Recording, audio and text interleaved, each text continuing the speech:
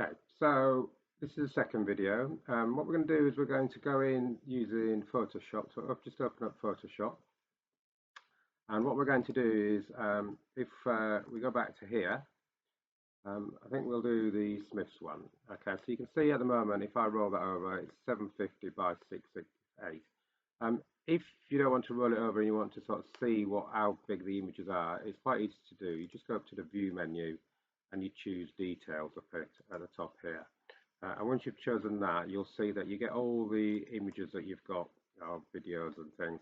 And you've got also the types. Okay, now any photographs, we're going to change them to JPEGs, because JPEGs are generally used on the website. So we'll come to that as well. Now you can see there, we can't see the dimensions on here. So if you go up to the sort of top column, sort of top row, and where it says date and status, if you sort of roll the mouse over there and right click, you get this option. And what we're looking at is for dimensions.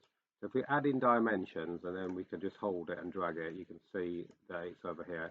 We can see all the different dimensions for all our images.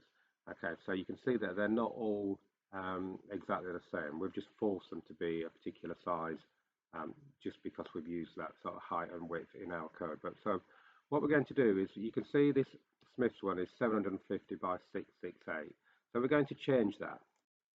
So the first thing that you do is you go and find your image.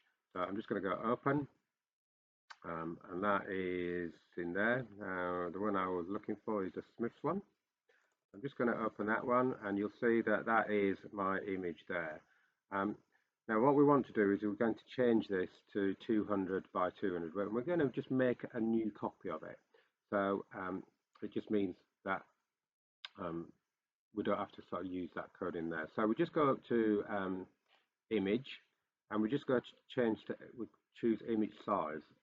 Now up here you've got the width and the height already. Now this little sort of what looks like a chain, this is basically saying that if we don't click on this, it's going to sort of change things in proportion, in ratio. So if I change this one to 200, okay, what we want to do is we want to just untick this. Sorry, I think it was unticked. So if I choose that to 200, okay, and what we want to do is we want to change that one to 200. Okay, so you can see it's much smaller. All right. So we don't want to constrain it. We want that to be unticked. So we're allowed to change that. Now if we click OK, you'll see that the image becomes much smaller. There we go. All right. So now this is 200 by 200, which is what we wanted for our website. And then all you do is just to go to File, Save As. Okay. And you can see that my Smiths, my original one is there, which is a 750. But what we're going to do is change that, and I'm going to change the format as well. I'm just going to change it to JPEG. I want to do that. Lots of other my images are JPEG as well. That's why you see them all there. But so I'm just going to call it the Smiths. I'm just going to call it Resize.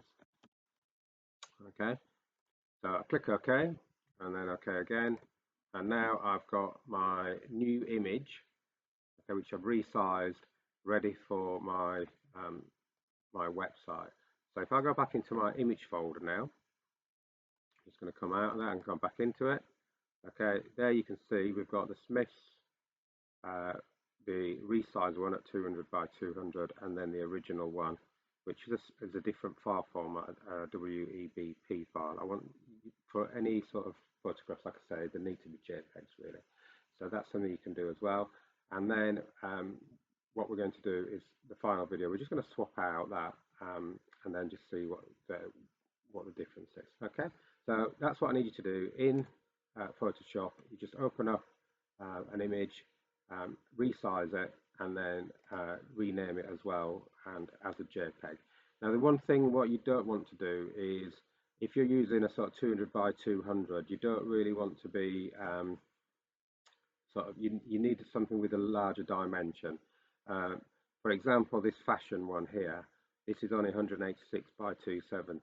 Now if we sort of try to move it up to 200 by 200, because the dimensions here is 186, it might start looking a bit pixelated and sort of stretched. So ideally what you're doing is you're picking an image which is slightly bigger than your original, what the dimensions that you want to change it, and roughly in sort of ratio as well. So we've got that sort of 640 by 640. If that was going to 200 to 200, that's kind of in ratio. It's going to look okay. All right. So let's go back and then see if we can put the new image into our website.